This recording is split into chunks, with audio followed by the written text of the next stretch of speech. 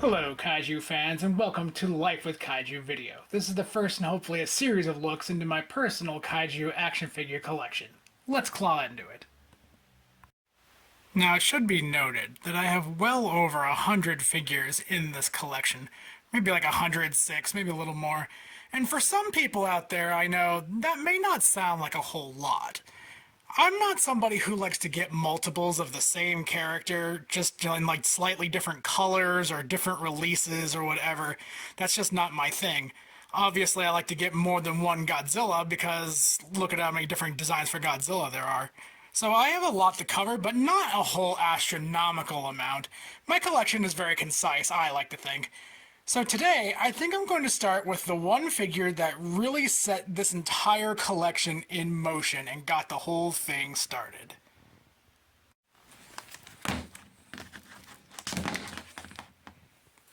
That's right, it's Millenium Godzilla.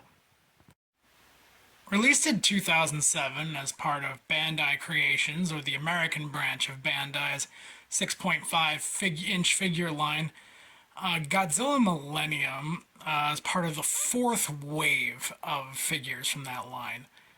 And I actually think it's a really good figure.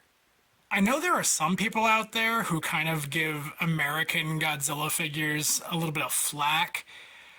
I don't actually see any reason to, because I think the sculpt of this guy is phenomenal. Sometimes the very subtle details really blow my mind. Like just the intricate shapes of like the spines and just all of the little ridges and scales all over his body. And even something as minor as his tiny little ears. I love this figure. It's actually pretty solid. Of course, you can't forget about the Bandai Toho copyright information that tells you this is not a bootleg. I also think the paint job on this guy is pretty great. I love the purple spines. Whether he actually had purple spines in Godzilla 2000, that doesn't really matter to me. I love the purple spines because it gives an otherwise kind of singular colored figure a little bit of pop, you know? The purple spines really just kind of stand out against his dark skin.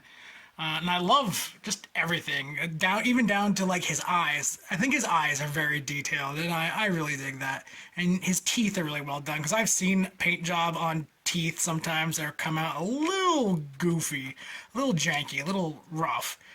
But this guy is actually really good.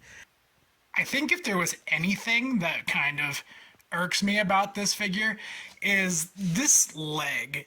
It kind of looks like they were going for like a walking pose, make it look like he's currently in transit, ready to wreck the next city.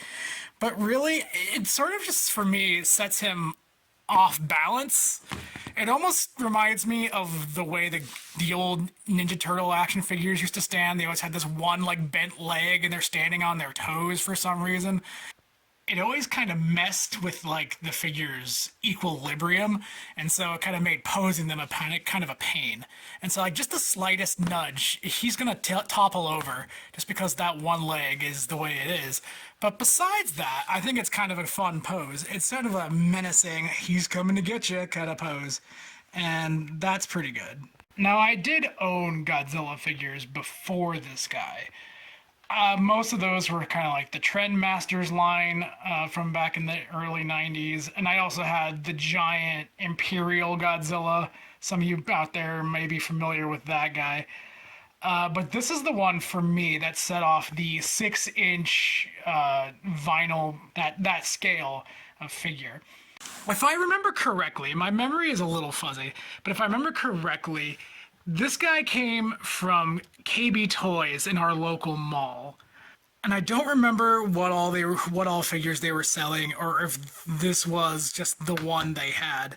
I didn't own any like Godzilla, up-to-date Godzilla figures. And so the minute I saw this guy, and I had seen Godzilla 2000, I think I even saw it in theaters. It had an American release.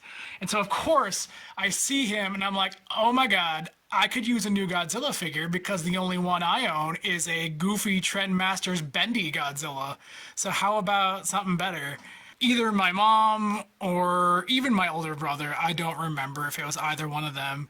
One of them bought this for me, probably back in 2007. This is the guy that once I got him and started realizing there were other figures that went along with him that were the same scale of other monsters, he started it all. This was the Godzilla that started my whole collection and made me drop a lot of money on that. So, thanks, Millenium Godzilla, for everything you've done to me. Overall, I think Millenium Godzilla is a pretty solid figure. Even if he does have that bent leg that sets him slightly off kilter, he doesn't really have any trouble standing, so it's not really that big of an issue. So honestly, I think he's a good figure, and I'm very happy that that's where I started my collection. He was a great jumping on point and only led me down a road of kaiju collecting that I'm very happy with today. And that's going to do it for today. So I look forward to sharing with you more figures in my personal collection and talking about my personal connections to them. So I hope you enjoyed this video. Until next time, kaiju fans.